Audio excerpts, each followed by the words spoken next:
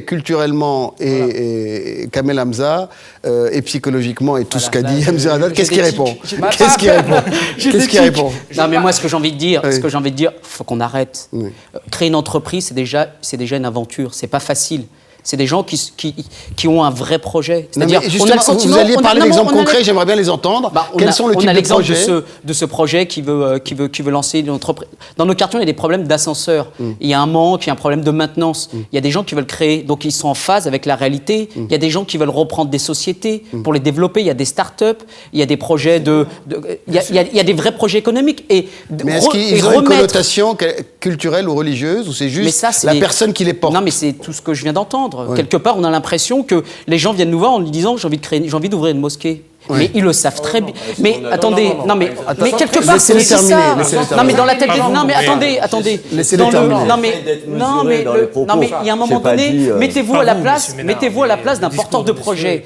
Ce projet, il a été initié. On est parti en novembre. Il a été annoncé en décembre. Il est relancé en septembre. On est en octobre. Peut-être qu'il va être fait en janvier. Mais il y a des gens qui attendent depuis 1 an. Qui ont des vrais projets, qui vont voir les banques, qui me rappellent en me disant « je suis encore allé voir la banque ».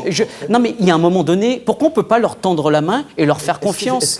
Non mais aujourd'hui, vous dites que vous voyez des musulmans, c'est ça le problème. Je dis juste que je n'ai pas la naïveté. Alors, calmement, sans s'énerver. Non mais je m'énerve pas. Non, mais je parle au nom de tous ces porteurs de projets qui attendent. Je n'ai juste pas la naïveté de penser que dans la tête des autorités qataries, pour les avoir fréquentées pendant 1 an,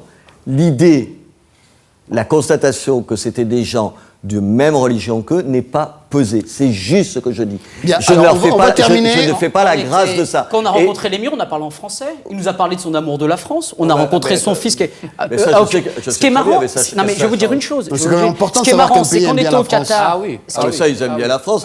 La France, c'est important ou pas? Non mais ce qui est dingue... Cheramosa, la France qu'elle aime, je connais parce que je connais ça. Contrairement à vous, je connais y compris son appartement ici. C'est la France de l'avenue Montaigne. C'est pas la France du 9-3. Juste, je voudrais vous dire, je l'aime beaucoup, Cheramosa, mais je suis pas assez crétin pour penser que la France qu'elle aime, c'est celle des partenaires. Attendez, c'est celle. Quand on était au Qatar, on était vus comme des Français. On revient, on nous met une barbe et on nous met une djellaba. Mais il y a quand même un problème. Je vous dis que je suis pas naïf. J'essaye d'appeler un chat un chat. Ça veut dire que les banlieues, ce sont des gens naïfs. de la France, c'est le pouvoir économique, les marques, le luxe, c'est quand même. Est-ce que je regrette ça? Est-ce que je regrette ça? Je dis simplement qu'elle fréquente plus l'avenue Montaigne que les banlieues, la Côte d'Azur, que le 9-3. C'est juste ce que j'essaye de dire, et qu'elle a plus de goût pour acheter des sacs Gucci que pour acheter je ne sais pas quoi qui est fait en banlieue. Je vous le dis tout de suite. Des sandwichs merguez. On va passer au dernier volet de cette émission qui concerne justement et Merzouq Haddad l'a abordé à plusieurs reprises, la géopolitique du Qatar. Regardez. C'est avec à l'esprit les 18 mois de massacres orchestrés par le régime syrien que Barack Obama a donné le ton à l'Assemblée générale de l'ONU. Réaffirmant son attachement aux libertés et à la démocratie dans le monde arabe, il a nommément désigné celui qui bloquait la poursuite du printemps des peuples. Je redis que le régime de Bachar el-Assad doit prendre fin pour que soit mis un terme aux souffrances du peuple syrien et qu'une nouvelle aube se lève. Nous prenons cette position parce que nous croyons que la liberté et l'autodétermination ne sont pas propres à une seule culture. De son côté, le président français a redit sa disposition à reconnaître un gouvernement provisoire de l'opposition syrienne et appelé l'ONU à protéger les zones déjà libérées dans le pays. Considérons que c'est à la fois nécessaire pour protéger les populations, mais également un moyen pour permettre qu'il puisse y avoir un processus de transition politique. Mais le plus offensif aura été l'émir du Qatar, accusé par Bachar el-Assad d'être à la source du terrorisme en Syrie. Cheikh Hamad Ben Khalifa a réclamé une intervention militaire, comme ce fut le cas au Liban en 1976. Je pense qu'il serait plus juste et efficace que les États arabes interviennent eux-mêmes politiquement et militairement et qu'ils fassent ce qu'il faut pour stopper l'effusion de sang syrien. Sur le terrain, en l'absence de toute initiative concrète des Nations Unies et de la Ligue arabe, la rébellion semble à nouveau concentrer ses efforts sur la capitale. 2 énormes explosions ont secoué ce mercredi les bâtiments de l'état-major au cœur de Damas, et des combats d'une intensité sans précédent s'y déroulaient, selon l'Observatoire syrien des droits de l'homme. Oui, c'est lui. Merzouq Haddad, en un mot, sur la géopolitique du Qatar, ce que vous avez qualifié d'interventionnisme plutôt négatif dans les pays du printemps arabe.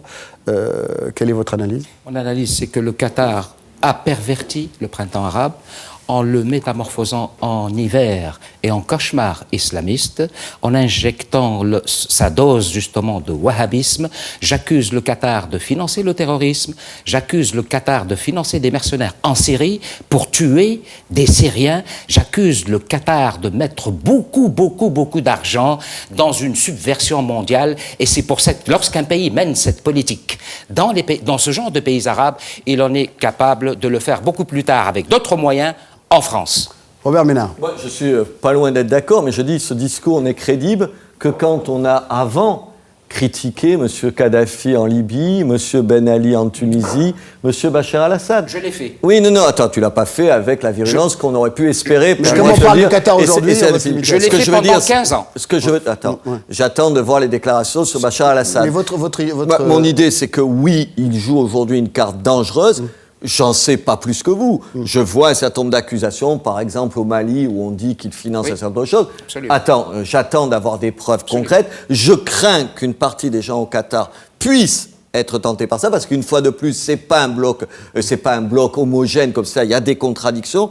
Oui, c'est dangereux, mais la crédibilité qu'on peut avoir par rapport à eux, c'est quand on a critiqué ce qu'il y avait avant, et le futur qu'on nous prépare. Nabil El-Nasri, cet aspect géopolitique, vous l'étudiez également. Oui. Une stratégie d'influence du Qatar. Oui, mais comme disait De Gaulle, l'État n'a pas d'amis, il a des intérêts. Et le Qatar fait comme n'importe quel pays dans le monde, il essaye de défendre ses intérêts. Il a compris qu'au lendemain des révolutions arabes, la tendance à laquelle il fallait miser d'une certaine manière, c'était les tendances issues de l'islam politique, pour faire court. Le Qatar maintenant finance et de connivence avec ces tendances de l'islam qui, je le rappelle, gagnent des élections. Et de criminaliser ces mouvements qui gagnent des élections démocratiques, c'est un peu les infantiliser, et le Qatar a pris cette partie en tout cas a choisi de défendre cette tendance politique. Al Jazeera en français, c'est pour bientôt? Il faut lire mon livre pour le savoir. Avec juste un point, Al Jazeera en anglais, Al Jazeera en arabe, a strictement rien à voir. Merci infiniment Robert Ménard, merci Mezri Haddad, merci Kamel Abza et merci à Nabil El-Nasri. Le débat se poursuit sur les réseaux sociaux. Merci de nous avoir suivis, à la semaine prochaine. Au revoir.